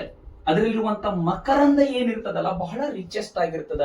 ಹೂವಿನಲ್ಲಿ ಒಂದು ಮಕರಂದ ಪ್ರೆಸೆಂಟ್ ಇರ್ತದ, ಅದನ್ನ ಇನ್ಸೆಕ್ಟ್ ಗಳು ಕುಡಿಲಿಕ್ಕೆ, ಇನ್ಸೆಕ್ಟ್ ಗಳು ತಿನ್ಲಿಕ್ಕೆ ಅಂತ ಬರ್ತಾವ. ಆ ತಿನ್ಲಿಕ್ಕೆ ಅಂತ ಬರುವಂತ ಚಾನ್ಸಸ್ ಅಲ್ಲಿ ಏನಾಗುತ್ತೆ ಅಂದ್ರೆ ಅದರದ ಬಾಡಿ ಮೇಲೆ ಪೋಲನ್ ಗ್ರೇನ್ಸ್ ಗಳು ಬಿದ್ದು ಬಿಡ್ತಾವ. ಆ ಇನ್ಸೆಕ್ಟ್ ಬೇರೆ ಫ್ಲವರ್ ಹೋಗಿ ಅಲ್ಲಿ ಮಕರಂದವನ್ನ ಕುಡಿಯುವಾಗ ತನ್ನ ಬಾಡಿ ಮೇಲಿರುವಂತ ಪೋಲನ್ ಗ್ರೇನ್ಸ್ ಅಲ್ಲೂ ಉದುರಿ ಬಿದ್ದು ಬಿಡ್ತಾವ. ಈ ರೀತಿಯಾಗಿ ಪಾಲಿನೇಷನ್ ಪ್ರೊಸೆಸ್ ಏನಾಗುತ್ತೆ ಅಂದ್ರೆ ಅದರಲ್ಲಿ ನಡೀತಾ ಇರ್ತದ. Some flower they secrete the foul odours, ಅಂದ್ರೆ ಕೆಲವೊಂದಿಷ್ಟು ಸ್ಮೆಲ್ ಗಳನ್ನ ಫಾರ್ಮೇಶನ್ ಮಾಡ್ತದೆ ಕೆಲವೊಂದಿಷ್ಟು ಫ್ಲವರ್ಸ್. ಫಾಲ್ ಆರ್ಡರ್ಸ್ ಫ್ಲವರ್ ಇವು ಯಾವ ಫ್ಲವರ್ ಅಂತಂದ್ರೆ the pollination carried out by the flies and the beetles. Beetles ಮತ್ತೆ ಫ್ಲೈಸ್ ಮುಖಾಂತರ ನಡೆಯುವಂತ ಪಾಲಿನೇಷನ್ ಒಳಗಡೆ ಆ ಫ್ಲವರ್ ಏನ್ ಮಾಡ್ತಂದ್ರೆ ಫೋಲ್ ಆರ್ಡರ್ ಅನ್ನ ಫಾರ್ಮೇಶನ್ ಮಾಡ್ತದ. Pollen grains are very sticky. Pollen grains ಏನ್ ಇರ್ತಾವ ಸ್ಟಿಕ್ಕಿ ಇರ್ತಾವ, ಅಂಟ್ಕೊಳ್ತಾವ. ಮತ್ತೆ ಈಗ ಇನ್ಸೆಕ್ಟ್ ಅದ ಬಾಡಿ ಮೇಲೆ ಪೋಲನ್ ಗ್ರೇನ್ಸ್ ಅಂಟ್ಕೊಂಡಾಗ ಮಾತ್ರ ಅದು ಪೋಲನ್ ಗ್ರೇನ್ಸ್ ಅಲ್ಲಿ ನಿಂದಿರೋದು. ಇನ್ಸೆಕ್ಟ್ ಗಾಳಿ ಒಳಗಡೆ ಹಾರ್ಕೊಂತ ಹೋಗ್ಬೇಕಾದ್ರೆ ಮತ್ತೆ ಪೋಲನ್ ಗ್ರೇನ್ಸ್ ದಬ್ ಅಂತ ಕೆಳಗೆ ಉದುರುವಂತ ಚಾನ್ಸಸ್ ಕೂಡ ಇರ್ತೈತಿ. ಸೊ ಹಾಗಾಗಿ ಪೋಲನ್ ಗ್ರೇನ್ಸ್ ಏನ್ ಇರ್ತಾವೆ ಸ್ಟಿಕ್ಕಿ ಇರ್ತದ. ಸೊ ನೆನಪಿಟ್ಕೊಳ್ರಿ, ಎನಿಮಲ್ ಪಾಲಿನೇಟೆಡ್ ಫ್ಲವರ್ಸ್ ಅಲ್ಲಿ ಈ ಇಂಪಾರ್ಟೆಂಟ್ ಕ್ಯಾರೆಕ್ಟರ್ಸ್ ಗಳನ್ನು ಸಹಿತ ನೀವು ಮರಿಬಾರ್ದು. ಈ ಪಾಲಿನೇಷನ್ ಒಳಗಡೆ ಎರಡು ಪಾರ್ಟಿಸಿಪೇಟ್, ಒಂದು ಇನ್ಸೆಕ್ಟ್, ಇನ್ನೊಂದು ಏನಪ್ಪಾ ಅಂತಂದ್ರೆ ಫ್ಲವರ್. ಇದು ಪಾಲಿನೇಷನ್ ಅಲ್ಲಿ ಇನ್ವಾಲ್ವ್ಮೆಂಟ್ ಆಗುವಂತ ಎರಡು ಕ್ಯಾಟಗರಿ. ಇಲ್ಲಿ ಇನ್ಸೆಕ್ಟಿಗೆ ಏನ್ ಲಾಭ ಆಗತ್ತ ಮತ್ತೆ ಫ್ಲವರಿಗೆ ಏನ್ ಲಾಭ ಆಗ್ತದ. ಫ್ಲವರ್ ಇದಕ್ಕ ಏನನ್ನ ಕೊಡ್ತೈತಿ, ಇನ್ಸೆಕ್ಟ್ ಫ್ಲವರಿಗೆ ಏನನ್ನ ಕೊಡ್ತದ. ಇವುಗಳನ್ನ ನಾವು ಏನಂತ ಕರಿತೀವಿ ಹೇಳ್ರಿ, ರಿವಾರ್ಡ್ಸ್ ಅಂತ ಕರಿತೀವಿ. ಈ ನೀವು ಆನ್ಲೈನ್ ಪೇಮೆಂಟ್ ಇಲ್ಲ ಆನ್ಲೈನ್ ಶಾಪಿಂಗ್ ಮಾಡಿದಾಗ ನಿಮಗೊಂದು 4-5 ಪಾಯಿಂಟ್ಸ್ ಗಳು ಆಡ್ ಆಗ್ತಾ ಇರ್ತದೆ. ನೀವೇನಾದ್ರು 300 rupees ಪರ್ಚೇಸ್ ಮಾಡಿದ್ರೆ ನಿಮಗೆ 10 rupees ಏನಾಗುತ್ತೆ ಹೇಳ್ರಿ, ಕ್ಯಾಶ್ ಬ್ಯಾಕ್ ಬರ್ತವೆ. ಅದನ್ನ ನಿಮ್ದು ರಿವಾರ್ಡ್ಸ್. ಅದೇ ರೀತಿ ಇನ್ಸೆಕ್ಟ್ ಮತ್ತೆ ಫ್ಲವರ್ಸ್ ಅಲ್ಲಿ ರಿವಾರ್ಡ್ಸ್ ಗಳು ಯಾವ ರೀತಿ ಸಿಗ್ತಾ ಇರ್ತದ. There is no doubt. What are the beneficial concept to the flowers? Due to the insect, flower get pollinated, flower get fertilisation capacity, and flower can be converted into the fruits that forms the fruits. Due to fruit that can easily forms the seeds to increase their population. It means to increase their seeds, and that seeds when grow that increase their population. Imagine what happens if there is an absence of insect. Insect ಗಳು ಇರ್ಲಿಲ್ಲ ಅಂತಂದ್ರೆ ಏನಾಗಿರ್ತಿತ್ತು. Imagine ಮಾಡ್ಕೊಡ್ರಿ ಒಂದು ಕ್ಷಣ, insect ಗಳು ಕ್ರಿಮಿ ಕೀಟಗಳೇನಾದ್ರೂ ಇರ್ಲಿಕ್ಕಂತಂದ್ರೆ ಯಾವುದೇ ಗಿಡ fruit formation ಮಾಡ್ತಿರ್ಲಿಲ್ಲ, ಹಣ್ಣುಗಳನ್ನ ಫಾರ್ಮೇಶನ್ ಮಾಡ್ತಾ ಇರ್ಲಿಲ್ಲ. ನಾವೇನ್ ಮಾಡಾಕತ್ತೀವಿ ಅಂದ್ರೆ ಇತ್ತೀಚಿನ ದಿನದೊಳಗ ಕ್ರಿಮಿ ಕೀಟಗಳನ್ನ ಬಳಸ್ತಾ ಆ ಹುಳಗಳನ್ನ ಸಾಯಿ ಹೊಡ್ಯಾಕತ್ ಬಿಟ್ಟಿವಿ. ಆ ಹುಳ ಸತ್ತು ಅಂತಂದ್ರೆ ನಮಗೆ ಗಿಡಗಳು ಫ್ರೂಟ್ ಅನ್ನ ಫಾರ್ಮೇಶನ್ ಮಾಡಂಗಿಲ್ಲ. ಗೊತ್ತೈತಿ? ಎಲ್ಲಾ ಇನ್ಸೆಕ್ಟ್ ಗಳಂತಲ್ಲ, ಕೆಲವೊಂದಿಷ್ಟು ಇನ್ಸೆಕ್ಟ್ ಗಳು ಬಹಳ ಇಂಪಾರ್ಟೆಂಟ್ ಆಗಿ ನಮಗೆ ಬೇಕು. ಅದೇ ರೀತಿ ಇನ್ಸೆಕ್ಟ್ ಏನೇನ್ ಸಿಗತ್ತಂತಂದ್ರೆ ಫ್ಲವರಿಗಂತೂ, ಈ ಇನ್ಸೆಕ್ಟ್ ಫ್ಲವರಿಗಂತೂ ಇಷ್ಟೆಲ್ಲ ಹೆಲ್ಪ್ ಮಾಡ್ತದ. ಅದಕ್ಕಿಂತ ಮೇನ್ ಇಂಪಾರ್ಟೆಂಟ್ ಏನಪ್ಪಾ ಅಂತಂದ್ರೆ ಪ್ಲಾಂಟ್ ಫ್ರೂಟ್ ಫಾರ್ಮೇಶನ್ ಆಗುವ ಹಾಗೆ ನೋಡ್ಕೊಂತದ. ಹಾಗಾದ್ರೆ ಈಗ ಫ್ಲವರ್ ಕೂಡ ಅದಕ್ಕೇನು ಸುಮ್ಮನೆ ಪುಕ್ಷಾಟಿ ತಗೊಳಂಗಿಲ್ಲ. ಫ್ಲವರ್ಸು ಸಹಿತ ನೀನು ಇಷ್ಟೆಲ್ಲ ಹೆಲ್ಪ್ ಮಾಡಿಯಲ್ಲ, ನಂದು ಒಂಚೂರು ಏನಾದ್ರು ತಗೋ ಅಂತೇಳಿ ಇದು ಕೂಡ ಇದಕ್ಕೆ ಏನಾದ್ರೂ ಹೆಲ್ಪ್ ಮಾಡಿರ್ತದ. ಇದಕ್ಕೂ ಸಹಿತ ರಿವಾರ್ಡ್ಸ್ ಅನ್ನ ಕೊಟ್ಟಿರ್ತೈತಿ. ಏನ್ ರಿವಾರ್ಡ್ಸ್ ಕೊಟ್ಟಿರ್ತದ? ಫ್ಲವರ್ ಇದಕ್ಕೆ ಏನ್ ಮಾಡ್ತದೆ ಹೇಳ್ರಿ, ಫುಡ್ ಪ್ರೊವೈಡ್ ಮಾಡ್ತಾ ಇರ್ತದ. ಯಾವ ಫಾರ್ಮ್ ಅಲ್ಲಿ? ನೆಕ್ಟರ್ ಫಾರ್ಮ್ ಅಲ್ಲಿ. ಅಂದಾಗ ಈ ಇನ್ಸೆಕ್ಟ್ ಬದುಕ್ತದ. ಮತ್ತೆ ಇನ್ನೊಂದು, ಫ್ಲವರ್ ಏನ್ ಮಾಡ್ತದಂದ್ರೆ it provide the safe place to lay their eggs. ತನ್ನ ತತ್ತಿಗಳನ್ನ ಇಡಕ್ಕೆ ಏನ್ ಮಾಡ್ತೈತಿ ಹೇಳ್ರಿ, ಒಂದು ಸೇಫೆಸ್ಟ್ ಆಗಿರುವಂತ ಪ್ಲೇಸ್ ಅನ್ನ ಪ್ರೊವೈಡ್ ಮಾಡ್ತೈತಿ. ಕೆಲವೊಂದಿಷ್ಟು ಟೈಮ್ ದಾಗ ನೀವು ನೋಡಿರ್ಬೋದು, ಓವರಿ ಇದ್ದಾಗ ಓವರಿ ಒಳಗಡೆ ಎಗ್ ಅನ್ನ ಹಾಕಿ ಇಟ್ಬಿಡ್ತಾವು. ಈ ಓವರಿ ಇದ್ದಿದ್ದು ಫ್ರೂಟ್ ಆಗಿ ಕನ್ವರ್ಟ್ ಆದಾಗ, ಈ ಫ್ರೂಟ್ ಅನ್ನ ಕಟ್ ಮಾಡಿದಾಗ ನಮಗ ಒಳಗಡೆಯಿಂದ ಏನ್ ಬರ್ತದೆ ಹೇಳ್ರಿ, ಆಂಟ್ ಸಿಗ್ತಾವ, ಇಲ್ಲ ಬಿಟಲ್ ಸಿಗ್ತದೆ, ಇಲ್ಲ ಫ್ಲೈಸ್ ಗಳು ಸಿಗ್ತಾ ಇರ್ತಾವ. ಅಂದ್ರೆ ಇಷ್ಟಕ್ಕೊಂದೆಲ್ಲ ಮಹತ್ವವಾದ ಕೆಲಸ ಯಾವ್ದು ಮಾಡತ್ತಂತಂದ್ರೆ ಫ್ಲವರ್ ಮಾಡ್ತದ. ಒಂದ್ ಎಕ್ಸಾಂಪಲ್ ಬರ್ತದೆ ಇಲ್ಲಿ. ಇದಕ್ಕೆ ಯಾವ್ದಂತಂದ್ರೆ to provide the safe place to the leg to lay the eggs. Example ಯಾವ್ದಪ್ಪ ಅಂದ್ರೆ ಅಮಾರ್ಫೋ ಫ್ಯಾಲಸ್ ಅನ್ನುವಂತ flower. That is the tallest flower. ಇದರ ಹೈಟ್ ಎಷ್ಟಿರ್ಬೇಕಂತ ಏನಾದ್ರು ಕ್ಯೂರಿಯಾಸಿಟಿ ಇದೆಯಾ? ಅಮಾರ್ಫೋ ಫ್ಯಾಲಸ್ ಫ್ಲವರ್ ಹೈಟ್ ನಿಮ್ಮಷ್ಟು ಇರ್ತೈತಿ. ನೀವ್ ಎಷ್ಟದಿರ್ಲ ಹೈಟಿಗೆ ಅಷ್ಟ ಅಂದ್ರೆ 6 feet ಹೈಟ್. ಒಂದು ಫ್ಲವರ್ 6 ಫೂಟ್ ಇರ್ತದ. ಇನ್ನೊಂದು ಪ್ಲಾಂಟ್ ಬರ್ತದೆ. ಯಾವ ಪ್ಲಾಂಟ್ ಅಂತಂದ್ರೆ ಎಕ್ಕಾ ಪ್ಲಾಂಟ್. YUCCA ಎಕ್ಕಾ. ಮತ್ತೆ ಎಕ್ಕಾ ಅಂದ್ರಿ ಎಕ್ಕಾ plant. And another one is moth means that is one kind of insect. Even these two plants or else the insect, they can't live with each other. ಇವು ಎರಡು ಒಂದಕ್ಕೊಂದು ಕ್ಲೋಸ್ಲಿ ಅಸೋಸಿಯೇಟೆಡ್ ಇರಲೇಬೇಕು. ಅಂದಾಗ ಮಾತ್ರ ಈ ಎಕ್ಕಾ ಪ್ಲಾಂಟ್ ಗ್ರೋ ಆಗುತ್ತಾ, ಅಂದಾಗ ಮಾತ್ರ ಇದು ಮೋತ್ ಗ್ರೋ ಆಗ್ತಾ ಇರ್ತೈತಿ. ಇಲ್ಲಿ ಇವು ಎರಡರಲ್ಲಿ ಒಂದ್ ಯಾವ್ದಾದ್ರು ಇರ್ಲಿಕ್ಕಂದ್ರೆ ಇವು ಎರಡೂ ಇರಂಗಿಲ್ಲ. ಈ ರೀತಿ ಪಾಲಿನೇಷನ್ ಅಲ್ಲಿ ಫ್ಲವರ್ಸ್ ಸಹಿತ ಏನ್ ಮಾಡ್ತಂದ್ರೆ ಇನ್ಸೆಕ್ಟ್ ಗಳಿಗೆ ರಿವಾರ್ಡ್ಸ್ ಗಳನ್ನ ಕೊಡ್ತಾ ಇರ್ತದ. Pollination total over all phenomenon ನಾವೇನಾದ್ರೂ ಅಬ್ಸರ್ವೇಷನ್ ಮಾಡಿದೀವಿ ಅಂತಂದ್ರೆ ನಾವು ಒಂದು ನೆನಪಾಯ್ತು. ಏನ್ ಗೊತ್ತಾ, ಇದು ಒಂದು ಫ್ಲವರ್ ಐತಂತ ತಿಳ್ಕೊರಿ. ಮತ್ತೆ ಇಲ್ಲಿ ಇನ್ನೊಂದು ಫ್ಲವರ್ ಅದು. ಇಲ್ಲಿ 2 ಫ್ಲವರ್ ಅದು. Okay, flower A, flower B. ಈ ಒಂದು ಫ್ಲವರ್ ಒಳಗಡೆ ಇದರದ ಪೋಲಂಗ್ರೇನ್ಸ್ ಇದೇ ಫ್ಲವರ್ ಮೇಲೆ ಬಂದು ಬೀಳ್ತಾ ಇತ್ತಂತಂದ್ರೆ ಅದನ್ನ ನಾವು ಏನಂತ ಕರಿತೀವಿ? ಅಟೋಗ್ಯಾಮಿ ಅಂತ ಕರಿತೀವಿ. ನಿಮ್ಗೆ ಆಲ್ರೆಡಿ ಅದು ಗೊತ್ತೈತಿ. ನೆಕ್ಸ್ಟ್, ಈ ಒಂದೇ ಪ್ಲಾಂಟ್ ಅಲ್ಲಿ ಇನ್ನೊಂದು ಫ್ಲವರ್ ಏನಾದ್ರೂ ಇತ್ತಂತಂದ್ರೆ ಪ್ಲಾಂಟ್ ಏನಿರ್ತದೆ ಹೇಳ್ರಿ, ಒಂದೇ ಇರ್ತದೆ. ಓಕೆ, ಈ ಒಂದು ಪ್ಲಾಂಟ್ ಅಲ್ಲಿ 2 ಫ್ಲವರ್ ಅದು. ಇದು ಫ್ಲವರ್ A1 ಅಂತನ್ರಿ, ಇದನ್ನ ಫ್ಲವರ್ A2 ಅಂತ ಅನ್ರಿ. ಈ ಫ್ಲವರ್ ಪೋಲಂಗ್ರೇನ್ಸ್ ಏನಾದ್ರೂ ಈ ಫ್ಲವರ್ ಮೇಲೆ ಬಂದ್ ಬಿತ್ತಂದ್ರೆ ಅದನ್ನ ಗೈಟನೋಗ್ಯಾಮಿ ಅಂತ ಕರಿತೀವಿ. ಬೈ ಚಾನ್ಸ್ ಈ ಫ್ಲವರ್ ಪೋಲಂಗ್ರೇನ್ಸ್ ಏನಾದ್ರೂ ಇನ್ನೊಂದು ಪ್ಲಾಂಟ್ ಅದು ಬಿ ಫ್ಲವರ್ ಮೇಲೆ ಬಿತ್ತಂದ್ರೆ ಅದನ್ನ ಝೀನೋಗ್ಯಾಮಿ ಅಂತ ಕರಿತೀವಿ. ಈ 3 ಟೈಪ್ ಪಾಲಿನೇಷನ್ ಒಳಗಡೆ ಯಾವುದು ಕರೆಕ್ಟ್ ಆಗಿರುವಂತ ಪಾಲಿನೇಷನ್ ಮತ್ತೆ ಯಾವುದು ಹಾರ್ಮ್ಫುಲ್ ಆಗಿರುವಂತ ಪಾಲಿನೇಷನ್ ಅಂತ. ಈ ಅಟೋಗ್ಯಾಮಿ ಮತ್ತೆ ಗೈಟಿನೋಗ್ಯಾಮಿ ಏನದವಲ್ಲ, ಇವ್ ಎರಡೂ ಪಾಲಿನೇಷನ್ ಬಹಳ ಡೇಂಜರು. ಯಾಕಂತಂದ್ರೆ ಇವುಗಳಿಂದ ಫಾರ್ಮೇಶನ್ ಆಗುವಂತ ಫ್ರೂಟ್ಸ್ ಚೆನ್ನಾಗಿ ಡೆವಲಪ್ಮೆಂಟ್ ಆಗಂಗಿಲ್ಲ. ಜೆನೆಟಿಕಲಿ ಏನಿರ್ತದಂದ್ರೆ ಬಹಳ ವೀಕ್ ಫ್ರೂಟ್ ಅನ್ನ ಫಾರ್ಮೇಶನ್ ಮಾಡಿರ್ತದ. ಯಾಕೆ ಆ ರೀತಿ ಆಗ್ತದ? ಒಂದೇ ಜೀನ್ಸ್ ಇದ್ರದ್ದು ಒಳಗಡೆನೆ ಇರೋದ್ರಿಂದ. ಬರೀ ವೈಟ್ ರೈಸ್ ಮಾಡಿದ್ರೆ ನಮಗೆ ಟೇಸ್ಟ್ ಹತ್ತಲ್ಲ. ಆ ವೈಟ್ ರೈಸ್ ಒಳಗಡೆ ಬೇರೆ ಬೇರೆ ಇಂಗ್ರೀಡಿಯೆಂಟ್ಸ್ ಅನ್ನ ಹಾಕಿ ಅದನ್ನ ಪಲಾವ್ ಟೈಪ್ ಮಾಡಿದೀವಿ ಅಂತಂದ್ರೆ ಚೆನ್ನಾಗಿ ಟೇಸ್ಟ್ ಬರುತ್ತೆ. ಸೊ ಅದೇ ರೀತಿ ಜೀನ್ಸ್ ಗಳು ಬೇರೆ ಬೇರೆ ಪ್ಲಾಂಟ್ಸ್ ಜೀನ್ಸ್ ಗಳು ವೆರೈಟಿ ಜೀನ್ಸ್ ಗಳು ಏನಾದ್ರು ಮಿಕ್ಸ್ ಆದವು ಅಂತಂದ್ರೆ ಅವಾಗ ಮಾತ್ರ ಚೆನ್ನಾಗಿರುವಂತ ಫ್ರೂಟ್ ಮತ್ತೆ ಹೈಬ್ರಿಡ್ ಫ್ರೂಟ್ ಸಿಗುವಂತ ಚಾನ್ಸಸ್ ಇರ್ತವೆ. ಸೊ ಹಾಗಾಗಿ ಫ್ಲವರ್ಸ್ ಗಳು ಏನ್ ಮಾಡ್ಬೇಕಂತಂದ್ರೆ ಈ ಅಟೋಗ್ಯಾಮಿ ಮತ್ತೆ ಗೈಟಿನೋಗ್ಯಾಮಿ ಅಂದ್ರೆ ಏನು, ಸೆಲ್ಫ್ ಪಾಲಿನೇಷನ್ ಗಳನ್ನ ಅವಾಯ್ಡ್ ಮಾಡಿ ಈ ಝೀನೋಗ್ಯಾಮಿ ಏನೈತಲ್ಲ ಕ್ರಾಸ್ ಪಾಲಿನೇಷನ್ ಗೆ ದಾರಿ ಮಾಡಿಕೊಡ್ಬೇಕು. ಯಾವ ರೀತಿ ಮಾಡ್ತದ? ಸೆಲ್ಫ್ ಪಾಲಿನೇಷನ್ ಡಿಸ್ಕ್ರೈಬ್ ಮಾಡಿ ಮತ್ತೆ ಕ್ರಾಸ್ ಪಾಲಿನೇಷನ್ ಅನ್ನ ಅಲೋ ಯಾವ ರೀತಿ ಮಾಡ್ತದ ಇದು? ಅದನ್ನ ನಾವು ಏನಂತ ಕರಿತೀವಿ ಅಂತಂದ್ರೆ ಔಟ್ ಬ್ರೀಡಿಂಗ್ ಡಿವೈಸಸ್ ಅಂತ ಕರಿತೀವಿ. ಈ ಔಟ್ ಬ್ರೀಡಿಂಗ್ ಡಿವೈಸಸ್ ಅನ್ನ ನಾವು ಸ್ಟಡಿ ಮಾಡೋಕ್ಕಿಂತ ಮುಂಚೆ ನಾನು ಏನ್ ಹೇಳ್ತೀನಿ ಅಂತಂದ್ರೆ, ಸೆಲ್ಫ್ ಪಾಲಿನೇಷನ್ ಏನಾದ್ರೂ ಕಂಟಿನ್ಯೂಯೇಷನ್ ಆಗಿ ನಡೀತಾ ಇತ್ತಂತಂದ್ರೆ it causes one important effective in the plant that is called as inbreeding depression. Inbreeding depression ಆಗಕ್ಕೆ ಸ್ಟಾರ್ಟ್ ಆಗ್ತದೆ. ಈ ಇನ್ ಬ್ರೀಡಿಂಗ್ ಡಿಪ್ರೆಷನ್ ಅಂತಂದ್ರೆ ಏನು? ಪ್ಲಾಂಟ್ ಗಳು ಚೆನ್ನಾಗಿ ಗ್ರೋತ್ ಆಗಂಗಿಲ್ಲ. ಪ್ಲಾಂಟ್ ಗಳು ಏನ್ ಮಾಡ್ತಾವ ಅಂತಂದ್ರೆ they form to the stunted growth. Stunted growth ಅಂದ್ರೆ ಗೊತ್ತಾಗತ್ತಿಲ್ಲ, ಗಿಡ್ಡದಾಗಿ ಬೆಳೆಯೋದು. ಫ್ರೂಟ್ಸ್ ಗಳು ಚೆನ್ನಾಗಿ ಡೆವಲಪ್ಮೆಂಟ್ ಆಗಂಗಿಲ್ಲ, ಫ್ಲವರ್ಸ್ ಗಳು ಚೆನ್ನಾಗಿ ಫಾರ್ಮೇಶನ್ ಆಗಂಗಿಲ್ಲ. ಅದಕ್ಕೆ ಮೇನ್ ಕಾರಣ ಏನಂತಂದ್ರೆ ಅಟೋಗ್ಯಾಮಿ, ಅದರದ ಪೋಲನ್ ಅದರ ಮೇಲೆ ಕಂಟಿನ್ಯೂಸ್ ಆಗಿ ಬೀಳ್ತಾ ಇದ್ವು ಅಂತಂದ್ರೆ. ಸೊ ಹಾಗಾಗಿ ಫ್ಲವರ್ಸ್ ಅಲ್ಲಿ ತನ್ನ ಒಂದು ಕೆಪಾಸಿಟಿ ಅಂತ ಅದ. ಆ ಪ್ಲಾಂಟ್ಸ್ ಗಳು ತಮ್ಮನ್ನ ತಾವು ರಕ್ಷಣೆ ಮಾಡ್ಕೊಳ್ಳಿಕ್ಕೆ ಕೆಲವೊಂದಿಷ್ಟು ಡಿವೈಸಸ್ ಗಳನ್ನ ಏನ್ ಮಾಡ್ಕೊಂಡಿರ್ತಾವ ಅಂತಂದ್ರೆ ಡೆವಲಪ್ಮೆಂಟ್ ಮಾಡ್ಕೊಂಡಿರ್ತಾವ. ಬರ್ರಿ ಆ ಡಿವೈಸಸ್ ಗಳು ಯಾವ್ದವಂತ ಒನ್ ಬೈ ಒನ್ ಸ್ಟಡಿ ಮಾಡೋಣ. Okay, just that already we know what happens. The continued self pollination, it brings about the inbreeding depression. For that, flowers can develop these such devices.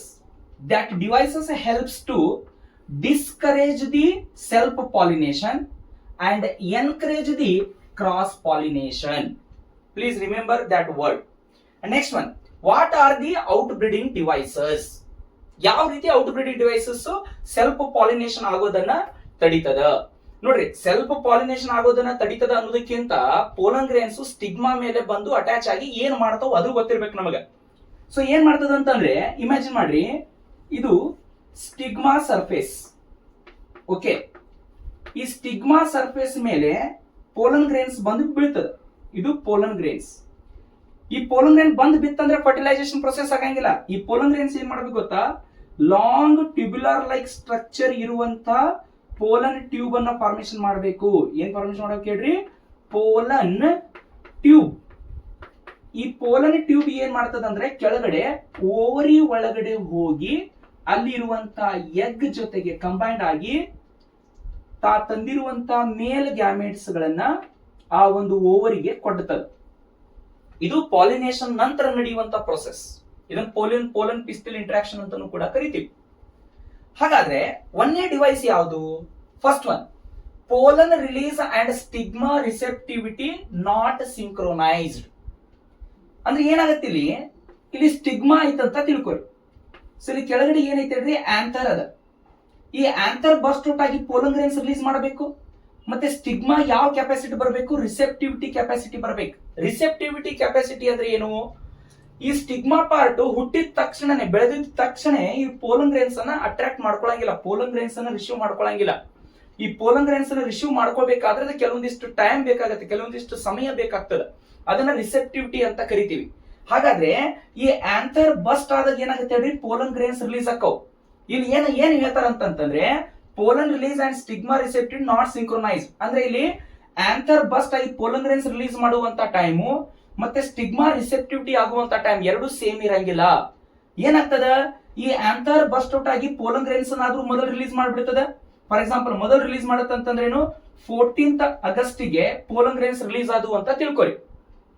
ಈ stigma part receptivity ಯಾವಾಗ ಬರ್ತದಪ್ಪ ಅಂದ್ರೆ 16th ಆಗಸ್ಟ್ಗೆ ಬರ್ತದ. ಅಂದ್ರೆ 14th ಆಗಸ್ಟ್ಗೆ ಇದು release ಆದ ತಕ್ಷಣ pollen grain stigma ಮೇಲೆ ಬಂದು ಕುಂತೂ ಸಹಿತ ಫರ್ಟಿಲೈಸೇಷನ್ ಪ್ರೊಸೆಸ್ ಆಗಂಗಿಲ್ಲ. ಯಾಕಂತಂದ್ರೆ ಇದ್ರದ ರಿಸೆಪ್ಟಿವಿಟಿ ಡೇಟ್ ಎಷ್ಟಿರ್ತದೆ ಹೇಳ್ರಿ? 16th ಇರ್ತದ.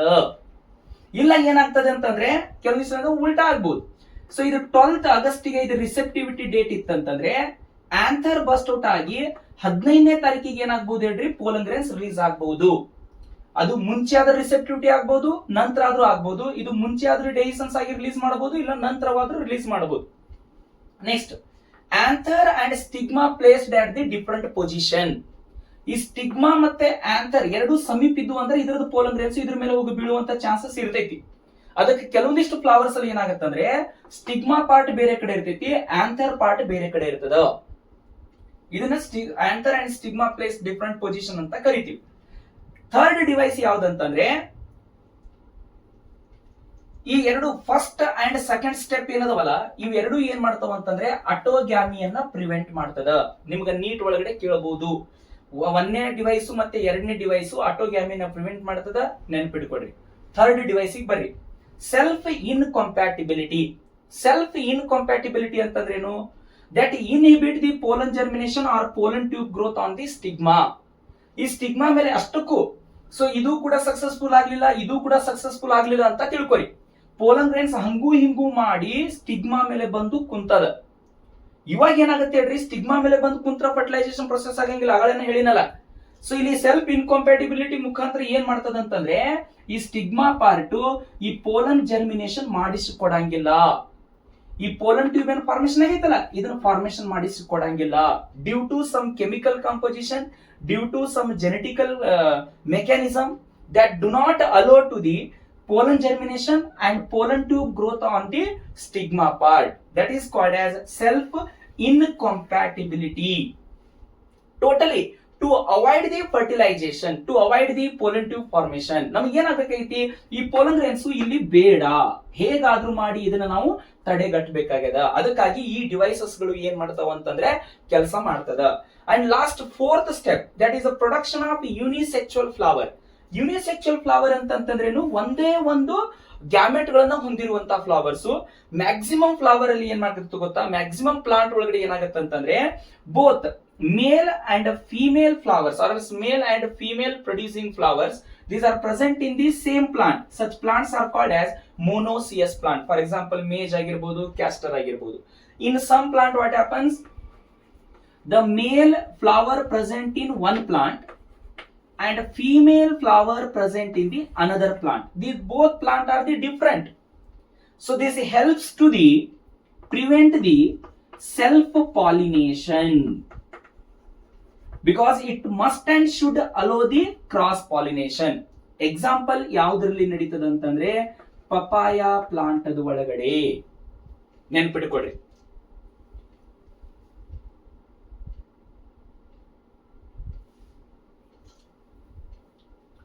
Such plants are called as dioecious plant. ಇಂಥ ಪ್ಲಾಂಟ್ಸ್ ಗಳಿಗೆ ಡಯೋಸಿಯಸ್ ಪ್ಲಾಂಟ್ ಅಂತ ಕರಿತೀವಿ. So this is all about the pollination and outbreeding devices.